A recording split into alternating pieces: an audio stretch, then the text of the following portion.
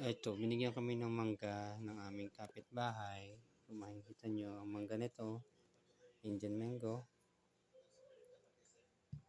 Tamis. Sarap, sama sa bagoong. Sausaw sa bagoong. And then, ito yung apat na, ang nakapagtataka, kita nyo kung gaano kalaki itong isang mangga nito. Halos isang kamay, hindi mo na siya mandakot. Napakalaki niya.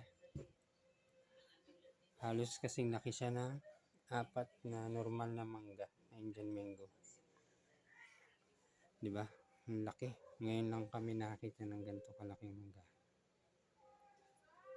Makita mo yung matamis din siya. Napakalaki niya. At kung susukatin mo siya, meron tayong ruler dito. Susukatin mo siya sa ruler, it's halos 6 inches ang haba niya.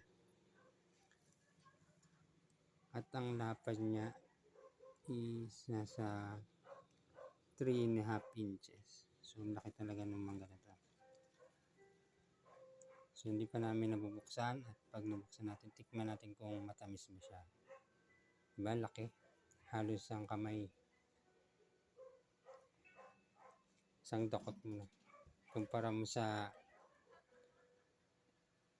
normal na laki ng ating Indian mango. So, yun po. Pinakita lang po natin kung gaano kalaki. Unusual ng pagkalaki ng mangga na to.